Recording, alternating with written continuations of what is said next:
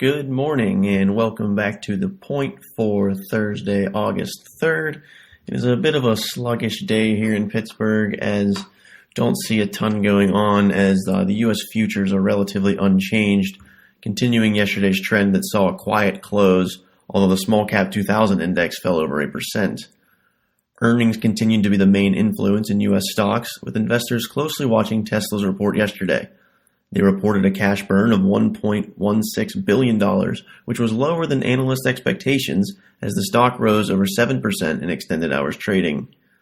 European companies BMW and UniCredit beat expectations to keep the Stoxx Europe 600 index unchanged as the region struggled to find a direction. France and Britain also saw modest gains, and BMW plans to boost spending on electric cars and self-driving vehicles as they get ready for the future auto market.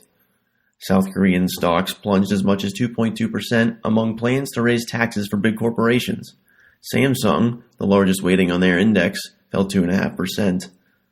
Other Asian markets saw small losses, while Japan stayed little changed near a two-year high as investors parsed through earnings results. Australia dipped 0.2%, and the MSCI All-Country World Index declined for the first time in 4 days. U.S. 10-year yields declined 2 basis points, while German yields dipped less than 1 to 0.49%.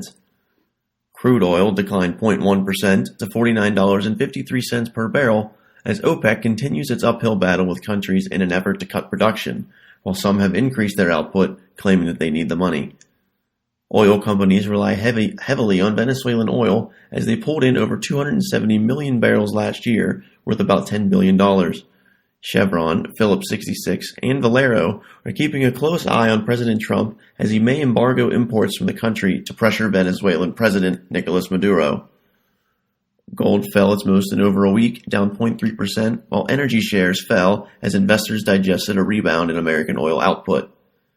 The dollar stayed firm as investors wait for data on the labor market, while the euro realized a small loss, although the pound fell 0.5% to see its biggest drop in almost 4 weeks.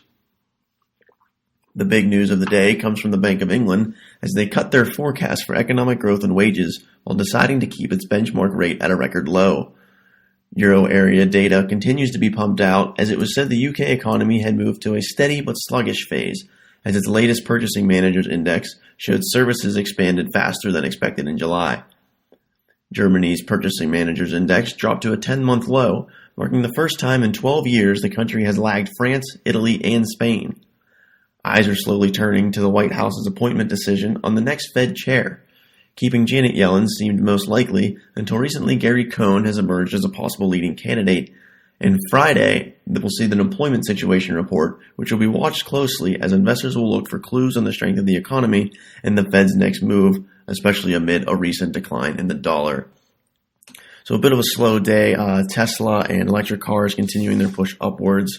They're up 7% in extended hours trading, as BMW also said they plan to boost spending and may be the closest competition to them here in the near future.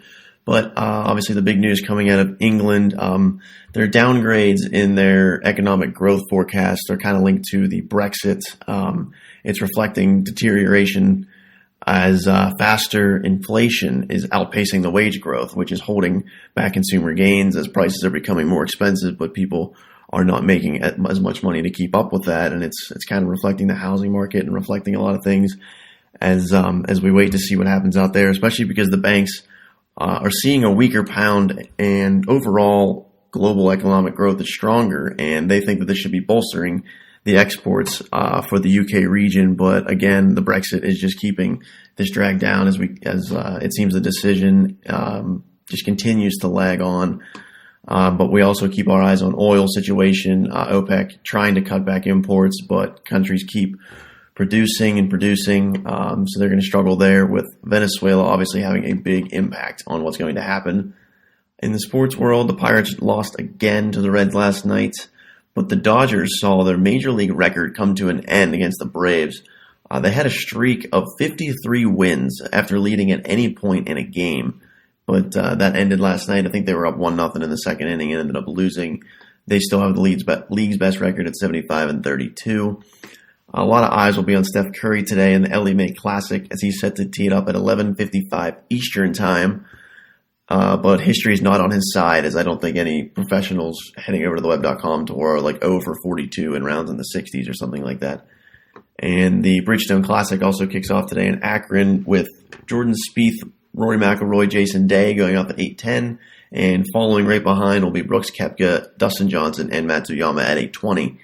And in soccer, actually, La Liga has confirmed a refusal to accept a €222 million payment from Paris Saint-Germain to trigger Barcelona star Neymar's buyout clause.